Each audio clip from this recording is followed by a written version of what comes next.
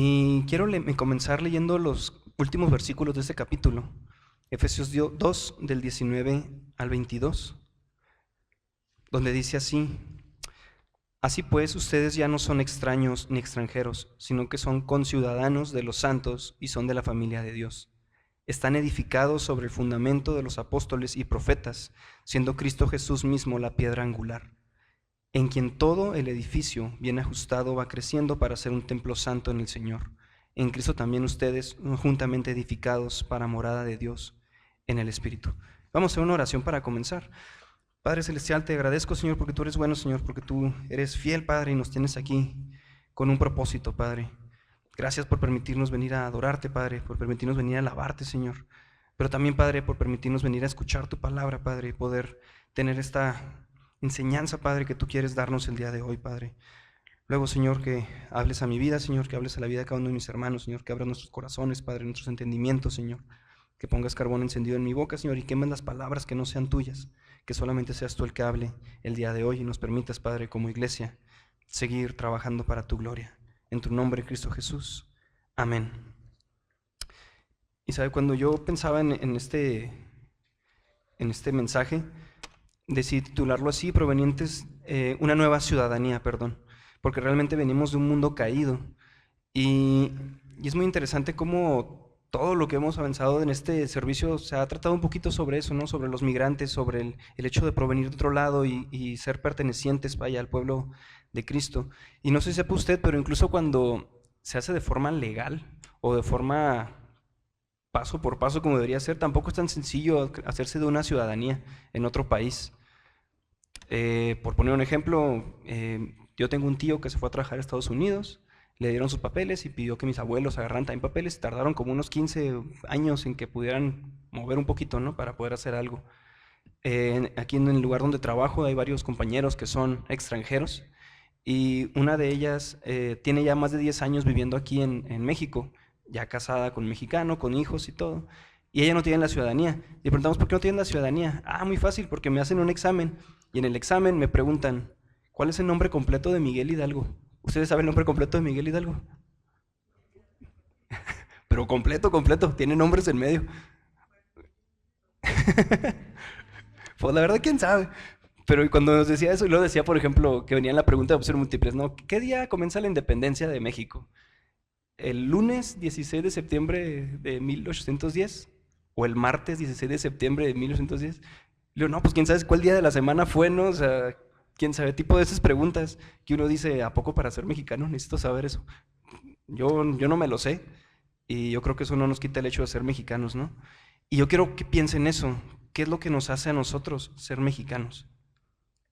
¿Es que nos disfrazamos de charro y cantamos mariachi cuando son tiempos festivos? ¿O es que a lo mejor nos gusta comer tamales en diciembre?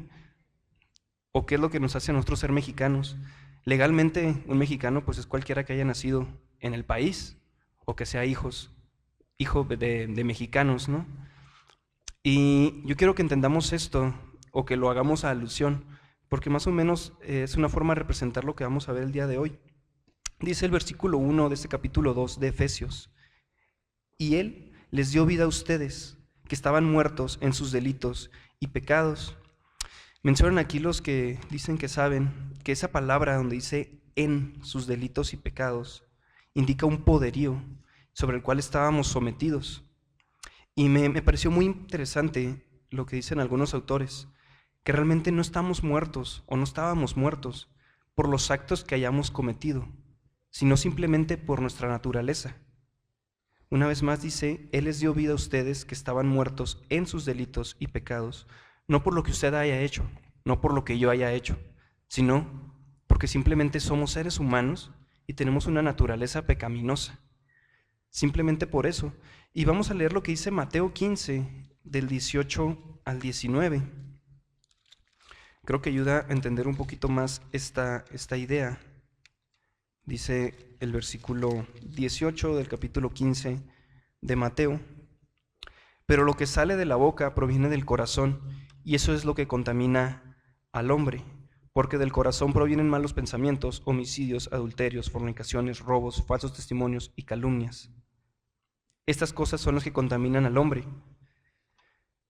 Es importante entender esto, que lo que cometamos, los actos que hagamos, no son malos per se. Muchas veces podemos hacer cosas creyendo que son buenas, pero si las estamos cometiendo es porque provienen de nuestro corazón, porque provienen de nuestro interior, porque provienen de esa naturaleza. Y así como ser mexicano no es ser mexicano porque celebro el 20 de noviembre, sino simplemente porque nací en México. Provenir de un mundo caído, provenir de un mundo pecaminoso, no me convierte ciudadano del pecado por practicar el pecado. Simplemente me convierte de aquel lugar porque mi naturaleza como ser humano es una naturaleza pecaminosa. Y en medio de esa naturaleza, Dios se propuso llegar a nosotros y darnos vida, darnos una nueva nacionalidad. Dice el versículo 2, en los cuales anduvieron en otro tiempo según la corriente de este mundo, conforme al príncipe de la potestad del aire, el espíritu que ahora opera en los hijos de desobediencia. El versículo 3, entre ellos también todos nosotros en otro tiempo vivíamos en las pasiones de nuestra carne, satisfaciendo los deseos de la carne y de la mente, y éramos por naturaleza hijos de ira, lo mismo que los demás. Como venía comentando, el problema no es tanto lo que hagamos o no, sino nuestra naturaleza propia. Pero me parece también interesante lo que dice el versículo 2, donde dice que andábamos en otro tiempo según la corriente de este mundo. Y eso es importante porque mencionan, o aquí Pablo lo que quería hacer alusión, es que en este mundo hay varias corrientes, corrientes filosóficas, corrientes ideológicas, que funcionan como una fortaleza para el ser humano pecador. O sea, traduciendo esto, yo trato de escudarme y de decir que no estoy tan mal porque me escondo en cierta filosofía o en cierta corriente filosófica. No sé, vamos a poner un ejemplo, el estoicismo. Suena muy bonito decir nada me molesta, nada me preocupa, yo soy una persona en paz y nada me altera, ¿no? Pero realmente el estoicismo te dice, si hay un problema que no puedes resolver, pues lo haces a un lado, no te pasa nada. Suena bien, hasta que vemos que esos problemas ocurren en la sociedad y hacemos oídos sordos y decimos no me importa. Cuando no me importa lo que me pase a mí, lo que le importa a los demás, no suena tan bien. Cuando vemos a alguien en la calle pidiendo dinero, cuando vemos a alguien en la calle sufriendo, cuando vemos a alguno de estos migrantes que ya mencionaba ahorita en la cápsula misionera, y no nos mueve a hacer algo, no nos mueve a decir, no puedo ver ese problema y no moverme, creo que estamos cometiendo un error, porque estamos siendo egoístas, porque estamos siendo cerrando nuestro corazón a la necesidad de los demás. Y eso es a lo que hace alusión aquí. Antes de conocer al Señor, antes de que Él cambiara nuestras vidas, nosotros nos encontramos en estas corrientes. Ponga la que usted quiera. Si quiere hablar del feminismo, si quiere hablar del machismo, si quiere hablar del neoliberalismo, si quiere hablar de lo que usted quiera. Si nos enfrascamos en esas corrientes, lo único que estamos tratando de hacer es maquillar por ahí nuestros errores y decir, tienen justificación lo que estoy haciendo, está bien lo que estoy haciendo, cuando la realidad es que no. Y por eso dice aquí que esas corrientes de este mundo eran o son conforme al príncipe de la potestad del aire, el espíritu que ahora opera en los hijos de desobediencia. Y aquí lo que hace alusión, pues es más que nada al diablo, ¿no? A este diablo, a estos demonios, vaya, que vinieron a cambiar nuestra forma de pensar, que vinieron a influenciar de ciertas formas para que usted y yo, antes de conocer a Cristo, tuviéramos una idea errónea de lo que estaba bien, de lo que estaba mal. Y dice aquí en el versículo 3, entre ellos también todos nosotros en otro tiempo vivíamos en las pasiones de nuestra carne, satisfaciendo los deseos de la carne y de la mente. Y una vez más, como hemos visto en otros momentos, y me ha tocado predicar de otras partes, no está mal satisfacer algún deseo, no está mal comer algo que me gusta, no está mal viajar donde yo quiero viajar. Lo que está mal es que dejemos que eso domine nuestra vida. Lo que está mal es que dejemos que eso ocupe el primer lugar en nuestra vida y que eso se convierta en nuestro Dios. Que eso le quite el tiempo a Dios en nuestra vida. Y le pongo un ejemplo de eso que va a ocurrir en los siguientes meses, muy probablemente, cuando estemos por aquí y haya gente con el teléfono viendo un partido de fútbol, ahora que viene el Mundial. Porque probablemente vaya a pasar y vaya a estar aquí, y en el mejor de los casos va a venir a la iglesia y va a poner el teléfono, pero en el peor de los casos ni siquiera va a venir, porque va a estar en su casa viendo un partido de fútbol. Y se lo digo porque a mí me ha tocado ver cosas así, ¿no? Entonces, es el punto interesante. ¿Está mal ver el partido de fútbol? ¿Está mal ver el Mundial? Claro que no. Lo que está mal es que hagamos de eso un lugar privilegiado en nuestra vida que quite a Dios de ella. Y eso es lo que dice aquí. Por lo tanto, como dice aquí, éramos por naturaleza hijos de ira, lo mismo que los demás. Y yo pienso que es muy importante entender esto y recordar de dónde venimos. Recordar que aunque tal vez no hayamos hecho el peor pecado del mundo, que aunque tal vez usted y yo no hayamos asesinado a alguien, o aunque usted y yo no hayamos hecho algo que digamos, no, soy muy malo, el simple hecho de haber estado en ese momento, de quitarle a Dios el lugar que le pertenece, nos hacía hijos de ira, nos hacía enemigos de Dios. Y aún así, Él se dignó a buscarnos para darnos salvación. Vamos a leer lo que dice segunda carta a los Corintios, capítulo 10, versículos del 3 al 6.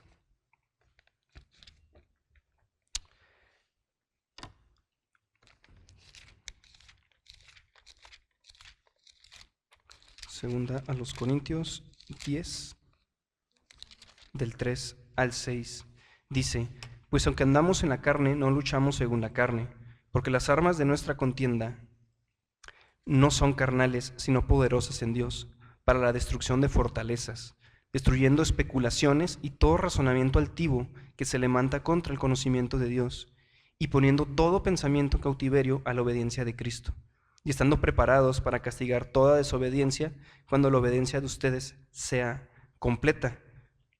Y esto es a lo que mencionaba de estas fortalezas que esas ideologías forman, ¿no? Por eso en el versículo 4 dice aquí que nuestras luchas no son según la carne, no estamos en una guerra física, por así mencionarlo, sino que estamos en una guerra espiritual, pero también una guerra racional, una guerra contra los pensamientos que podamos llegar a tener. Por eso dice aquí, las armas de nuestra contienda no son carnales, sino poderosas en Dios para la destrucción de fortalezas. ¿Cuáles son esas? Las especulaciones y todo razonamiento altivo que se levanta contra el conocimiento de Dios. Y piensa usted cuál tipo de esos pensamientos y todo el tipo de esos razonamientos todavía podemos llegar a tener.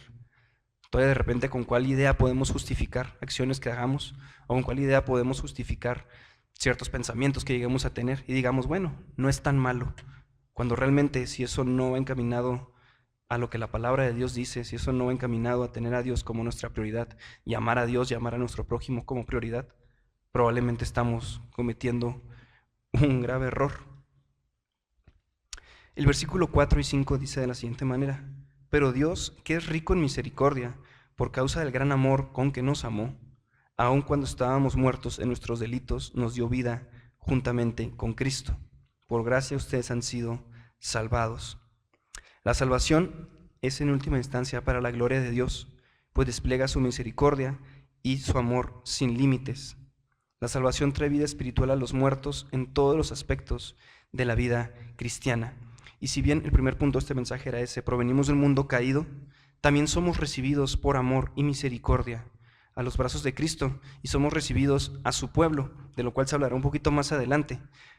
Pero es importantísimo entender esto, hermano, que yo creo que todos ya tenemos cierto entendimiento de ello. Somos salvos por gracia, somos salvos por un amor inmerecido. Y estaba buscando ahí formas de cómo explicar la gracia, cómo podemos decir que es la gracia, y ya sabemos todos que así, en cortas palabras, gracia es un regalo inmerecido, ¿no? Algo que usted y yo no merecíamos y Dios nos da. Pero vamos a poner un ejemplo de esto. Yo cuando era niño, una vez agarré una pluma y me puse a rayar la pared. No sé a cuántos les pasó algo así. Y la rayé, y hice ahí, según yo, mi obra de arte. Obviamente cuando llegaron mis papás me dijeron, ¿qué es eso? Acabas de echar a perder la pared blanca con un rayón ahí, ¿no? Y lo que merecía era un castigo, era un regaño, ¿estamos de acuerdo? Pero no se me castigó, simplemente me dijo, no te pases, eso no se hace, ¿no? Entonces, yo merecía un castigo, yo merecía un regaño porque rayé la pared.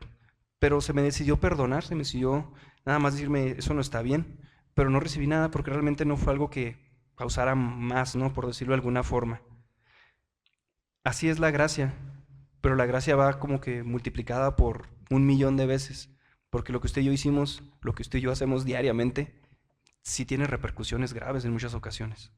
Y aún así, Dios decidió mandar a Cristo para darnos esa salvación, para darnos ese perdón, para reconciliarnos y pasar por alto esos errores. Por eso dice el versículo 4 que Dios es rico en misericordia, por causa de ese gran amor con el que nos amó. Aun cuando estábamos muertos en nuestros delitos, nos dio vida juntamente con Cristo. Dice el versículo 6, y con Él nos resucitó, y con Él nos sentó en los lugares celestiales de Cristo Jesús, a fin de poder mostrar en los siglos venideros las sobreabundantes riquezas de su gracia, por su bondad para con nosotros en Cristo Jesús.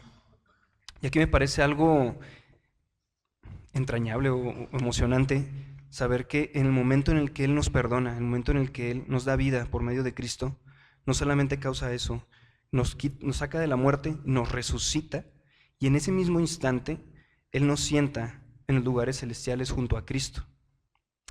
Inmediatamente morimos al pecado, revivimos en Cristo para su gloria.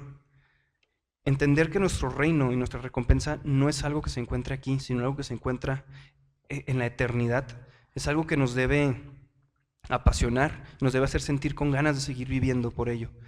Pero también entender que en ese momento Él nos coloca, por así decirlo, como coherederos pues, de Cristo, también debe ser algo que nos dé ganas de vivir.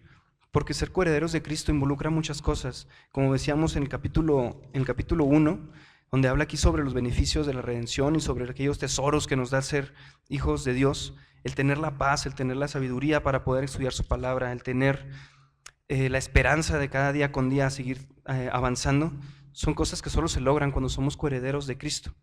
Son cosas que la gente que está afuera, que no conoce del Señor, no puede experimentar. Y suenan como a locura, suenan como decir, son cosas que la gente dice, se inventa.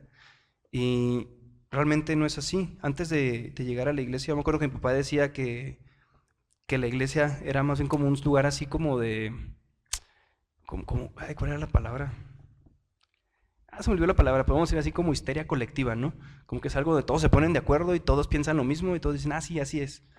Pero no, yo sé que usted que está aquí sabe que no es así, que realmente lo experimentamos, que realmente es una realidad, esa paz que podemos tener, que aunque las cosas no marchen bien, que aunque las cosas no sean tan bonitas como uno quisiera, podemos respirar con paz, podemos tener esperanza de que el día siguiente nuestro Señor va a estar con nosotros y que vamos a poder continuar.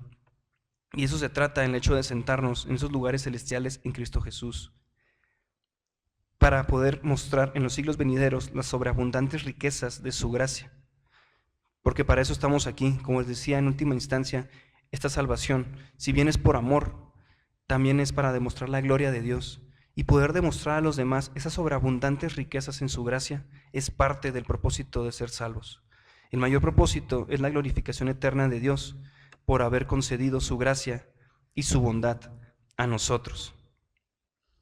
Dice el versículo 8, porque por gracia ustedes han sido salvados por medio de la fe, y esto no procede de ustedes, sino que es don de Dios. Y aquí, sin meternos en mucho problema ahí doctrinal y teológico, tenemos que entender esto. Usted y yo somos hijos de Dios porque Dios quiso hacernos sus hijos. ¿Por qué? ¿Quién sabe? ¿Por qué se fijó en mí? ¿Quién sabe? No soy ni el más guapo, ni soy el más fuerte, ni soy el más elocuente, ni soy el más inteligente. Y aún así, Él decidió fijarse en mí, con todos y mis errores, así como decidió fijarse en usted. Y si bien usted y yo necesitábamos creer, créame que el hecho de que usted y yo creyéramos es porque Él nos permitió creer. Y es lo que dice aquí, es por medio de la fe, pero esta fe no procede de nosotros, es lo que dice el versículo 8, sino que es un don, es un regalo de Dios. Porque hay gente que aunque se le hable, se le hable y se le hable, no puede creer, no puede entender. Y creo que deberíamos sentirnos honrados, deberíamos sentirnos agradecidos, porque usted y yo pudimos creer, pudimos tener esta fe. Dice el versículo 9, no es por obras, para que nadie se gloríe. Y eso me recuerda un poco a lo que dice Romanos, capítulo 5, donde dice también Pablo, justificados pues por la fe. En esta versión dice, por tanto, habiendo sido justificados por la fe, tenemos paz para con Dios por medio de nuestro Señor Jesucristo, por medio de quien también hemos obtenido entrada por la fe a esta gracia en la cual estamos firmes y nos gloriamos en la esperanza de la gloria de Dios.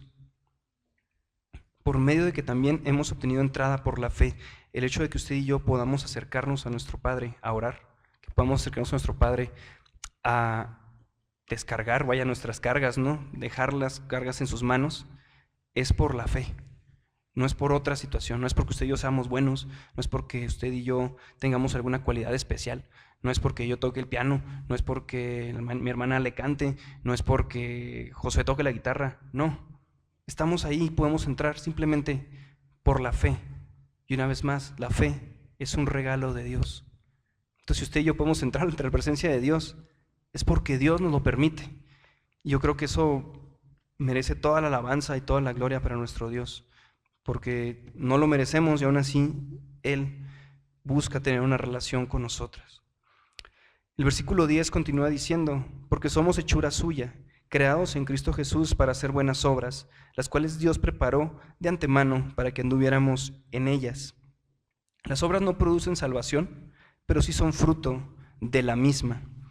Yo creo que vayamos entendiendo un poquito esto, cómo Pablo comienza en los versículos hablándonos de nuestra antigua naturaleza, de cómo éramos pecadores, de cómo éramos egoístas, de cómo dejábamos que viviéramos por nuestras pasiones, por nuestros deleites, y cómo ahora dice, Dios los salvó por amor y les permite a ustedes también hacer buenas obras, ayudar a los demás, ayudar a aquellos que lo necesitan, ayudar a aquellos que están en sufrimiento. Y estamos haciendo eso, hacemos eso no porque eso nos dé una riqueza o porque eso nos vaya a exaltar de alguna forma. Lo hacemos simplemente porque eso es lo que hace un seguidor de Cristo.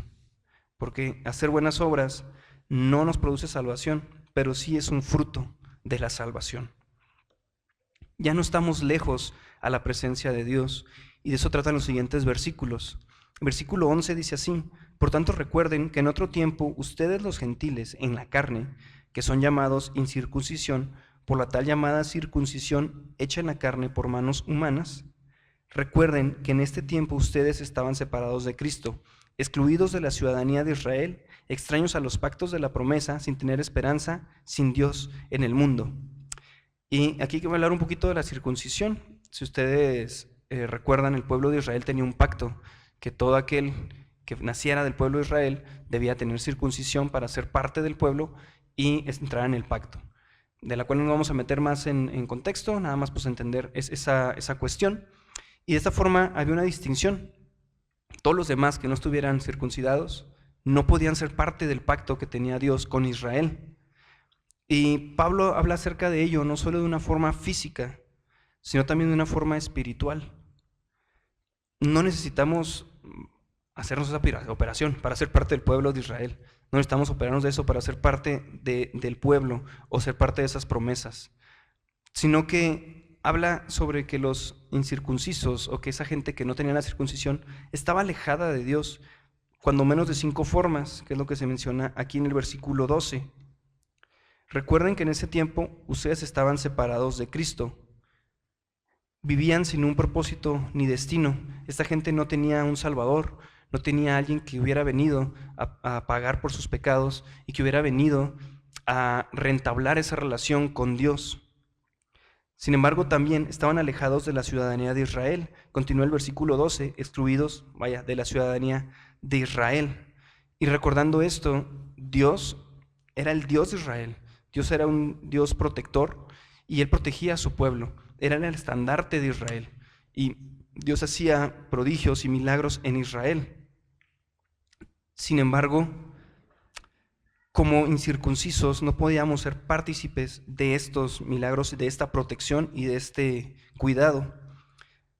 Además, éramos extraños a los pactos de la promesa, ajenos a esas promesas que Dios había dado a Israel, ajenos a ese perdón de pecados y ajenos a esos deleites que se le proponía a su pueblo. Además, vivíamos sin esperanza y sin Dios en el mundo. Y el hecho de vivir sin Dios en el mundo es un punto que hay que profundizar un poco, porque como seres humanos tendemos a buscar un Dios. Como seres humanos, si vemos todas las culturas que hay en el mundo, todas buscan a un Dios, porque es necesidad humana buscar a un ser superior. No quiere decir que usted y yo, cuando no creíamos en Cristo, no tuviéramos un Dios con D minúscula, ¿no? Sino que no conocíamos al Dios verdadero. Teníamos un Dios sea el Dios que usted quiera, el Dios que usted tuviera como imagen, que tuviera como pintura, o incluso usted mismo, porque yo creo que muchas veces nosotros podemos hacernos a nosotros mismos nuestro Dios. Y en parte de eso, de las filosofías que venía mencionando al principio, hay algunas que tienen esa idea, ¿no? Que usted es su propio Dios. Y hacernos idea de esos falsos dioses nos quita todo el privilegio de poder estar ante la presencia del Dios verdadero. Y eso éramos hasta que Dios nos acerca con su gracia. Dice el versículo 13, pero ahora en Cristo Jesús, ustedes, que en otro tiempo estaban lejos, han sido acercados por la sangre de Cristo. Y voy a leer lo que dice segunda carta a los Corintios, capítulo 5, del 18 al 21. Dice así, segunda a los Corintios 5, 18 al 21, y todo esto procede de Dios, quien nos reconcilió con Él mismo por medio de Cristo, y nos dio el ministerio de la reconciliación, es decir, que Dios estaba en Cristo reconciliando al mundo con Él mismo, no tomando en cuenta a los hombres sus transgresiones, y nos ha encomendado a nosotros la palabra de la reconciliación. Por tanto, somos embajadores de Cristo, como si Dios rogara por medio de nosotros. En nombre de Cristo les rogamos, reconcíliense con Dios. Al que no conoció pecado, lo hizo pecado por nosotros, para que fuéramos hechos justicia de Dios en él. Y como veremos más adelante, todas estas cosas de las que no éramos partícipes por ser incircuncisos, Dios nos las otorgó. Dios nos hizo parte de su pueblo para poder vivirlas y para poder tener esa esperanza. Y lo hizo por medio de Cristo Jesús, por medio de esa muerte en esa cruz. Y en esta parte de Corintios me parece muy interesante el versículo 20, donde dice que somos embajadores de Cristo. Y es que una vez que usted y yo tenemos la ciudadanía del pueblo de Dios, no solamente somos cualquier ciudadano, somos un embajador. Y somos aquellos que debemos ir a mencionar ese mensaje de esperanza, e ir a proclamar esas buenas nuevas a la gente que no lo conoce, e ir con la gente que lo necesita para que se acerque y también pueda ser parte de este pueblo. Dice el versículo 14, porque Él mismo es nuestra paz, y de ambos pueblos hizo uno, derribando la pared intermedia de separación, poniendo fin a la enemistad en su carne, la ley de los mandamientos expresados en ordenanzas, para crear en Él mismo de los dos un nuevo hombre, estableciendo así la paz. Aquí mencionan los autores que en el pueblo en el templo existía un muro que separaba a los judíos de los no judíos. Y este pueblo separaba o dividía el atrio para que los judíos no se mezclaran con los gentiles o con la gente que no era judía. Y aquí Pablo deja bien en claro que cuando Cristo tiene ese sacrificio en la cruz para salvarnos a usted y a mí, rompe ese muro. Y dice, aquí ya no existe que el judío y que el gentil. Aquí los dos son iguales, los dos son el mismo pueblo, los dos van hacia donde mismo. Cristo derribó ese muro y nos hizo uno con su pueblo. Y voy a volver a este versículo porque creo que entendiendo esa parte, imaginándose así que en el templo hay un muro que se cae, es un más impactante. Porque Él mismo es nuestra paz y de ambos pueblos hizo uno, derribando la pared intermedia de separación, poniendo fin a la enemistad en su carne, la ley de los mandamientos expresados en ordenanzas, para crear en Él mismo de los dos un nuevo hombre, estableciendo así la paz. Y aquí Pablo es muy enfático en que Dios, en que Cristo es nuestra paz. El versículo 15 dice aquí que Él abolió o que Él, puso fin a la enemistad por los mandamientos. Y aquí es importante mencionar que realmente Cristo no vino a romper la ley y no vino a cambiarla. La ley moral de Dios sigue permanente y eso es fácil de ver. Vamos a leer también ahí lo que dice Romanos 2, 14, 15. Yo creo que eso explica muy bien esta parte sobre la ley moral de Dios. Romanos 2, 14 al 15 dice de esta manera: porque cuando los gentiles que no tienen ley cumplen por instinto los dictados de la ley, ellos no teniendo la ley son una ley para sí mismos, porque muestra la obra de la ley escrita en sus corazones, su conciencia dando testimonio y sus pensamientos acusándolos unas veces y otras veces defendiéndolos. Y a grosso modo, para entender esto, creo que es muy sencillo voltear y ver las leyes de todos los países, y por más antigua que sea, yo creo que usted y yo entendemos que robar está mal, no porque alguien nos lo haya dicho, sino porque si nos quitan algo que es de nosotros nos vamos a enojar. Usted y yo entendemos que matar está mal, no porque nos lo hayan dicho, sino porque si nos matan a nosotros o matan a un familiar, nos vamos a enojar, nos vamos a sentir mal. Está en nuestro corazón establecida esa ley. La ley moral de Dios está presente en nosotros. Y esa ley moral no se vino a quitar. Los 10 mandamientos siguen vigentes y seguirán vigentes siempre. Pero lo que sí vino a quitar fue esa distinción que se hacía entre el pueblo judío y los demás. Les pongo otra vez de ejemplo. ¿Qué nos hace ser mexicanos? Si nos quitaran el 16 de septiembre, si nos quitaran el 20 de noviembre, si nos quitaran el Día de la Bandera, si nos quitaran todo eso, seríamos igual que cualquier otro país. La única diferencia es que nacimos en México. Y eso es lo que viene a ser aquí. El pueblo de Israel se distinguía mucho de los demás por sus costumbres, por sus fiestas, por sus rituales, por lo que hacían diariamente. Pero una vez que viene Cristo, dice, todo eso, pues está bien para ustedes como pueblo, pero eso no significa nada. Realmente lo que debe mantenerlos, o lo que debe hacerlos un pueblo distinto, es su relación con Dios. Y Cristo viene y dice, yo quito todas esas cosas con las que a lo mejor los gentiles no pueden identificarse, porque lo importante es acercarse a Dios. Y otra vez rompe ese muro que estaba en el pueblo para que podamos ser uno solo y podamos compartir de esos beneficios que son ser parte del pueblo de Dios. Dice el versículo 16 y 17, y para reconciliar con Dios a los dos en un cuerpo por medio de la cruz, habiendo dado muerte en ella a la enemistad. Y vino y anunció paz a ustedes que estaban lejos y paz a los que estaban cerca. Los judíos se encontraban cerca de Dios, eran el pueblo de Dios, y los gentiles, nosotros, nos encontrábamos lejos de Dios, estábamos alejados de sus promesas, de su gracia.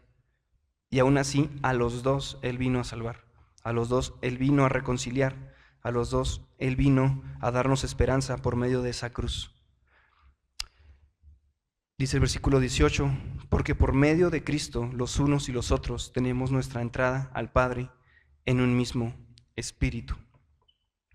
Así pues ustedes ya no son extraños ni extranjeros, sino que son conciudadanos de los santos y son de la familia de Dios. Leyendo estos versículos con los que comenzaba. Es complicado hacerse de una nacionalidad, aun sea por los medios legales y aunque sea por los pasos que deben hacerse de una forma correcta, porque es complicado tener la cultura de los demás. Tengo aquí un compañero que acaba de llegar con nosotros, que viene de Colombia, tiene 2 semanas aquí, y es bien difícil para él porque no entiende nada. O sea, le preguntan, la otra vez dice que estaba ahí y les dijo, bueno, con permiso, y le dijeron propio, y luego volteó a vernos y dijo, ¿qué significa eso? Y pues es una frase que usamos todos los días, ¿no? Si es propio, pues es tú que puedes pasar. Pero para él fue como raro que le contestaran así. O hay palabras que uno dice de repente, incluso para mencionar la comida. La otra vez se acercó a pedir un borrador y no sé qué palabra usó, que necesitaba no sé qué, y todos nos quedamos como, ¿de qué estás hablando? No, pues esto, no te entiendo, hasta que ya nos sacó una imagen de internet y miren esto, ok, quieres un borrador. O sea, es complicado para alguien cuando es extranjero llegar y tratar de adentrarse en el pueblo, tratar de adentrarse en una cultura muy distinta, en costumbres completamente diferentes, que incluso las palabras y los términos son distintos. Me acuerdo cuando tenía otro compañero que ya se fue y cuando iba a ser Navidad nos decía, oigan, ¿y aquí qué día ponen las velitas? Ya, ¿cuáles velitas? Pues sí, es que hay que poner velas una semana antes de Navidad y se ponen las velitas afuera en el patio de la casa y hay que estarlas prendiendo. Eso no se hace aquí. Pero él fue a comprar sus velas y los puso ahí en su patio del departamento de sus velitas. Y tú eras como que bien raro, ¿no? Pero realmente es difícil llegar a una cultura diferente. Y Cristo nos lo hizo fácil. Porque Cristo nos dice que ya no somos extraños, no somos extranjeros, sino que somos conciudadanos de los santos y somos de la familia de Dios. ¿Y por qué no necesitamos usted y yo hacer lo que hacen los judíos? Lo único que necesitamos es ser uno en el amor de Cristo, ser uno en Dios. El reino de Dios está conformado por personas de todos los tiempos, de todas las épocas y de todos los lugares que han confiado en Él. Y hermano, usted y yo somos parte de algo mayor. Dice en el versículo 20 al 22, están edificados sobre el fundamento de los apóstoles y profetas, siendo Cristo Jesús mismo la piedra angular, en quien todo el edificio bien ajustado va creciendo para ser un templo santo en el Señor. En Cristo también ustedes son juntamente edificados para morada de Dios en el Espíritu. A pesar de la gran importancia de las personas que se han encargado de enseñar, el fundamento no son ellos, y la obra de ellos mismos tampoco, sino la enseñanza que por revelación divina impartieron con autoridad de lo alto, y las palabras de Dios que hablaron a la iglesia antes que se completara el Nuevo Testamento. Y hermano, usted y yo somos parte de esa edificación. Si bien la iglesia tiene su cimiento y su fundamento en Cristo Jesús, arriba de esa piedra, arriba de ese eje central, han venido muchos hermanos, muchas personas a seguir impartiendo y a seguir hablando de su palabra. Séanse los 12 apóstoles, con Pedro, con Juan, llegó Pablo, luego vienen otros pensadores más recientes, usted acuérdese del que sea, pongan ahí el hermano Eber, también entra ahí, todos. Y usted y yo también entramos parte de esa construcción. Usted y yo también somos un ladrillo que va ahí, en ese cimiento. Usted y yo también vamos formando parte de este cuerpo y vamos formando parte de este edificio que dice ahí en el 21, en quien todo el edificio bien ajustado va creciendo para ser un templo santo en el Señor. En Cristo Jesús ustedes también son juntamente edificados para morada de Dios en el Espíritu. Y hermano, nuestra función como parte de ese edificio es ser un estandarte para que los demás puedan acercarse y que los demás también puedan tener este beneficio de ser parte de su pueblo y ser sus hijos. Si yo quiero que se quede con algunos puntos, son que provenimos de un mundo caído, que provenimos de un mundo en el que éramos parte no por hacer algo malo, sino simplemente por ser humanos y por ser parte de esa naturaleza caída, que usted y yo fuimos recibidos por amor y por misericordia de nuestro Señor, que aún esa fe, aún ese impulso de creer en Él fue un regalo de Dios mismo y no algo que nosotros pudiéramos haber hecho por voluntad propia. 3, que ya no estamos lejos, ya no somos enemigos, sino que estamos cerca de Él y por lo mismo creamos y tenemos una nueva nacionalidad, pero también somos parte de algo mayor. Como les decía ahí en Corintios, usted y yo no somos solo ciudadanos, somos embajadores y como embajadores tenemos esa responsabilidad de llevar la palabra del Señor y también de llevar su amor a aquellos que más lo necesitan. Vamos a hacer una oración. Padre, te agradezco porque tú eres bueno, Señor, porque tú nos has amado, Señor, y nos has ido a recoger, Señor, aún cuando estábamos perdidos.